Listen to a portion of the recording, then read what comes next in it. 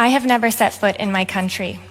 I have never walked its streets, touched its soil, or watched the sun rise over the mountains of the place my family still calls home. I grew up on my grandmother's stories of Iran. She spoke of a nation with streets full of color, alive with music, art, debate, ambition, and possibility. An Iran that was a pillar of peace, prosperity, and stability, and an ally to the Western world. For many years, those stories felt almost mythical to me, like fragments of a lost civilization. Then, when social media came about, I began to receive messages, hundreds, and then thousands. That is why I'm here, because I owe it to the people of Iran to speak when they have been silenced. Last summer, I stood beside my father in Munich at the Convention of National Unity for Iran.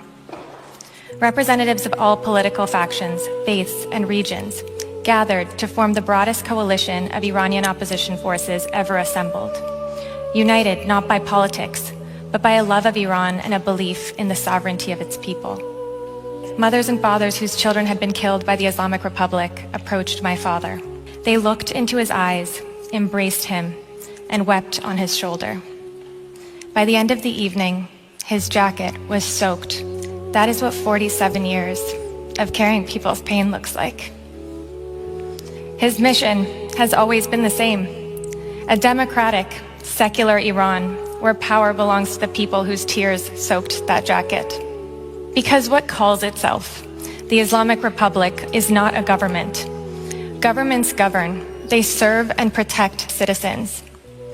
What government turns a nation's clean water into mud in one of the most resource-rich countries on earth? What government leaves half a nation below the poverty line while funding militias from Gaza to Yemen? What government built armies not to protect the people, but to oppress them? The Islamic Republic is an occupying force, exploiting Iranian soil, Iranian resources, and Iranian lives to consolidate its own power and export its ideology. They slaughtered more than 40,000 Iranians, one by one, indiscriminately in the dark, in the streets, on their balconies, and even in their homes. Those who left their homes for the last time on January 8th and 9th died making it absolutely clear. The Islamic Republic has no mandate, no legitimacy, no right to speak for Iran. They died for a future they would not see. They died for freedom. Despite knowing all of this, Norway, the country that awards the Nobel Peace Prize, sent its deputy foreign minister to sit across from their murderers in Tehran on day 75 of a nationwide internet blackout, not to deliver an ultimatum, not to demand accountability, but to offer recognition. When you shake hands with murderers while their victims are silenced in the dark, you do not just abandon those victims, you become complicit in their erasure. I'm not here to ask you to care. Caring is passive. I'm here to ask you to choose. There is no neutral handshake. You are either standing with 92 million Iranians fighting for freedom, or you are shaking the bloody hands of those murdering them. The revolution is clear. At the people's call, my father and his growing coalition are ready for the transition. The Iran Prosperity Project is a transparent, publicly available roadmap to rebuild Iran. We have done the work. Iran's future is not a hope. It has a plan. The ancient Zoroastrian tradition teaches that the world is held in the internal struggle between light and darkness, and that every act of courage, however small, is a flame lit against that darkness.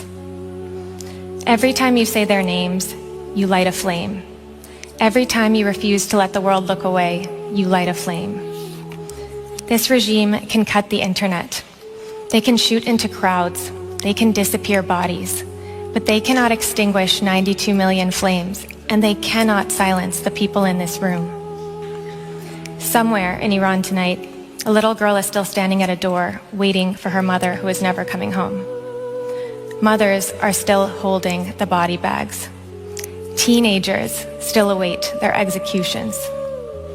Tens of millions of people are still sitting in the dark, wondering if anyone outside even remembers they exist. The question is, will you fight with them? Long live Iran, long live the Iranian people. Thank you.